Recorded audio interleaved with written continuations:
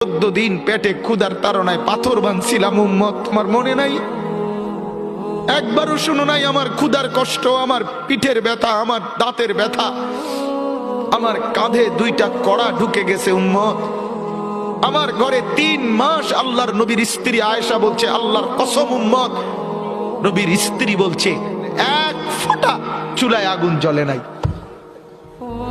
নওজোয়ান আপনারা বলেন বাপ, আজকে যাদের 1 বছর 6 মাস 2 বছর কোনদিন ফজরের নামাজ পড়েন না, দিনের পর দিন রাতের পর রাত যায়, এভাবেই 6 মাস, এভাবেই 1 বছর, এভাবেই 2 বছর, আপনি জানেনও না ফজরের ওয়াক্ত হয় কখন, ফজরের জামাত হয় কখন।